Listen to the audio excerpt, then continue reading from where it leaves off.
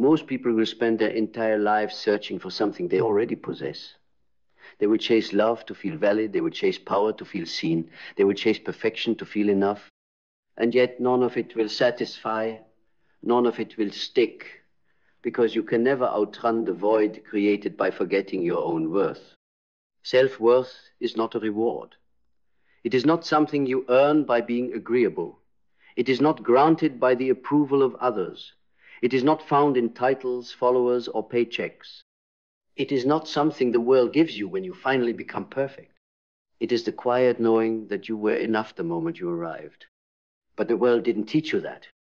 The world taught you that your worth is conditional, that you are only as valuable as you are useful, that your worth depends on how little space you take up, on how easy you are to like, on how much you give before asking for anything in return. It taught you to make yourself small so others could feel big, to say yes when you meant no, to smile when you wanted to scream, to stay when your soul begged you to leave. And you did it. You betrayed yourself over and over for a seat at tables where your voice was never welcome. But you're not here to be welcome, you're here to be whole. And wholeness requires war. A war against the lies you were taught. A war against the identity you constructed to survive. A war against the parts of you that believe love must be earned through suffering. This is the battlefield of self-worth. It doesn't look like glory.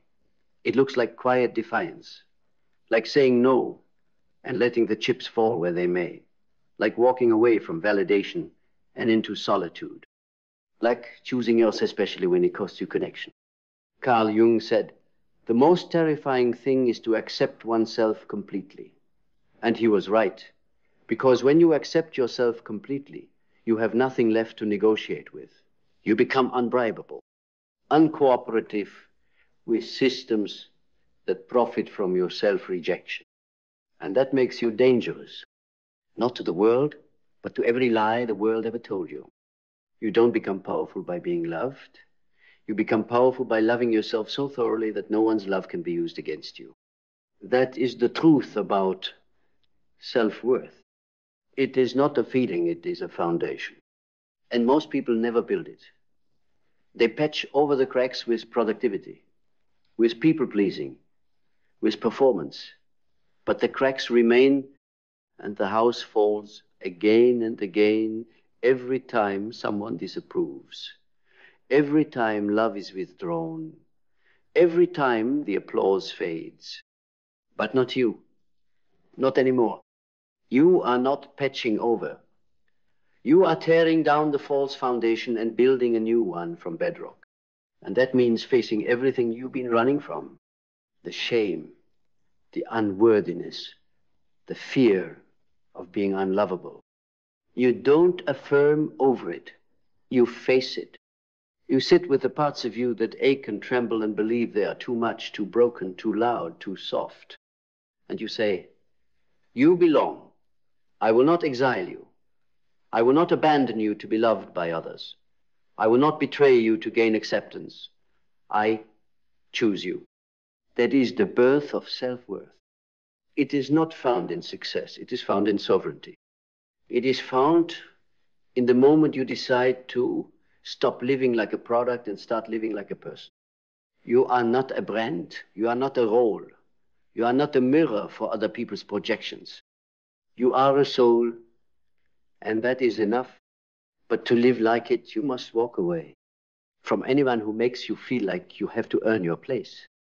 From any job, relationship, community, or belief system that thrives on your insecurity. You must walk away from the comfort of being liked and into the fire of being yourself. And yes, it will burn. But what's burning is not you. It's the false self, the mask, the conditioning, the cage. What's burning is the version of you that was never yours to begin with. And in those ashes, something unshakable is born. What is born from those ashes is not a new persona. It's not a stronger mask. It's the original you, the one before the compromise, before the conditioning, before the fracture. The you that didn't need validation to feel alive. The you that didn't measure worth through comparison.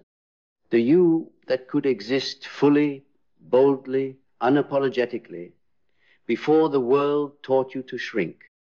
And when that self rises, even if only in fragments at first, it comes with a truth so deep, so rooted, so immune to noise that the world begins to change around you. Because self-worth is not quiet. It doesn't beg. It doesn't whisper. It's the roar beneath your stillness, the gravity in your gaze, the way you move without explanation, the way you say no without apology, the way you walk away from what once broke you with peace. When you have self-worth, you stop negotiating with your own boundaries. You stop over-explaining your choices to people who never had to explain theirs to you.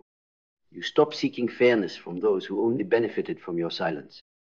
You stop bleeding for people who would not hand you a bandage. And most of all, you stop asking permission to exist fully. This shift is seismic. It alters everything. Your relationships recalibrate.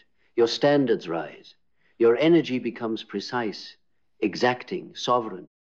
You realize you no longer have to fight for scraps of connection, that you don't have to work to be chosen, that your presence is the gift, not the cost.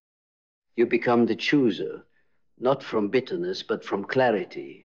You see now that not everyone deserves access, not because you're better, but because your worth is no longer up for auction.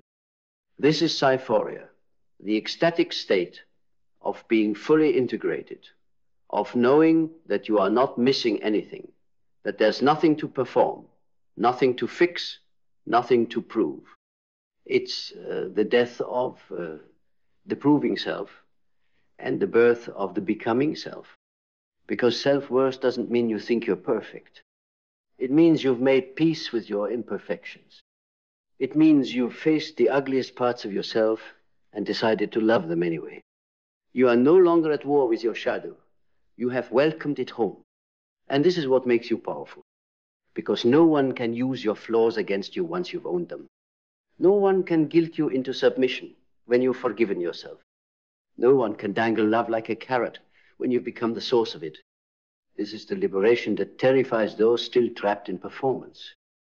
You are no longer chasing worth, you are living from it. And when you live from worth, the world has to meet you differently. It either rises to meet your standard or it falls away. You don't chase, you don't cling, you don't convince.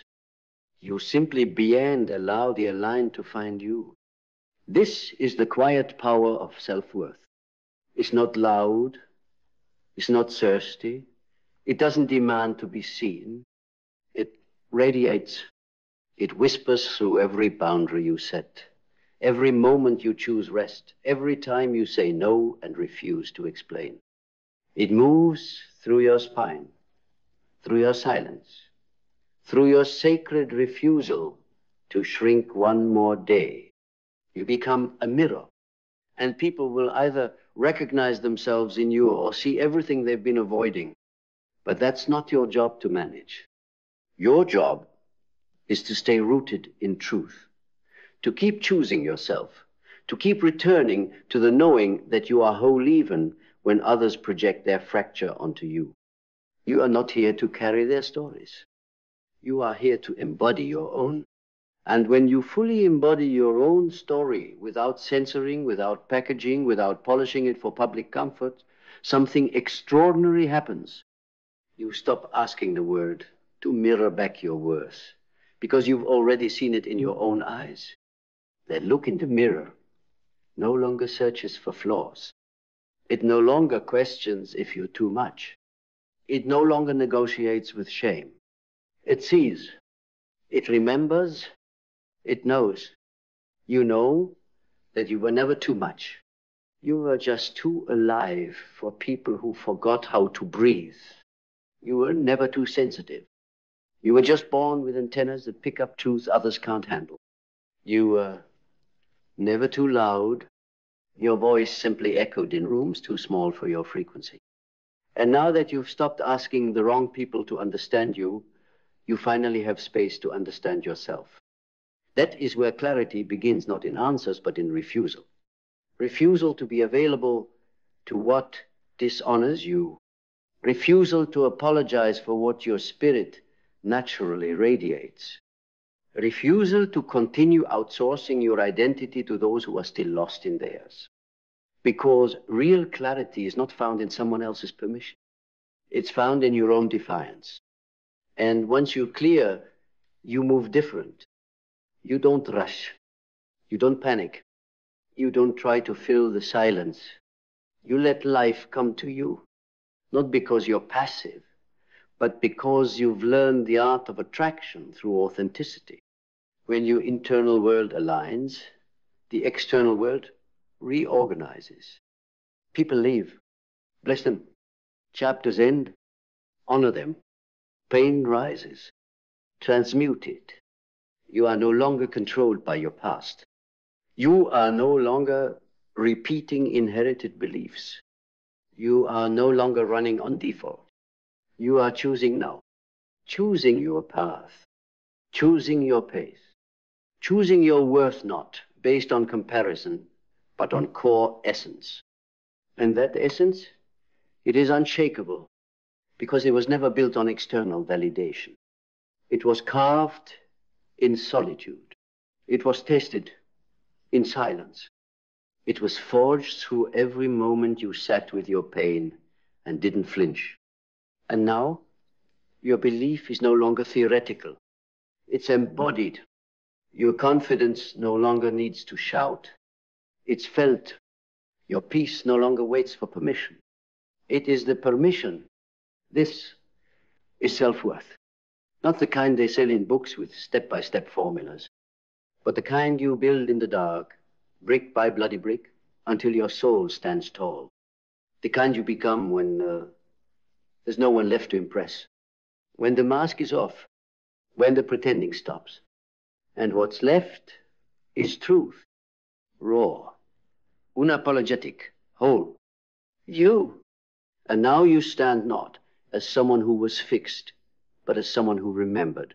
Someone who peeled back the layers of programming, silence, and shame, and uncovered something terrifyingly powerful underneath. Your original self.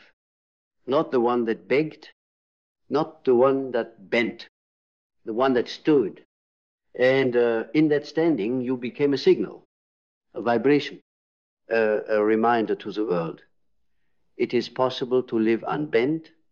It is possible to exist in full truth. It is possible to love yourself without needing permission. You no longer fear rejection because rejection is just a filter. You no longer fear failure because failure is just feedback. You no longer fear being alone because now you know the deepest loneliness was never the absence of others. It was the absence of you. But now you are here, fully, fiercely, finally. And everything changes. You don't move faster. You move clearer. You don't try harder. You move cleaner. You don't say more. You speak truer. This is what it means to live from self-worth. It's not about feeling good all the time. It's about honoring yourself even when you don't. It's about being faithful to your truth, especially when it's inconvenient. It's about no longer asking small minds to understand your vastness. You were not made to fit their boxes. You were made to break them. And now that you have, there's no going back. You are not here to be palatable. You are not here to be liked. You are here to be real, to live, to shake the system, to walk in such wild self-respect that the world has no choice but to either evolve with you or exit. You will lose people. Let them go.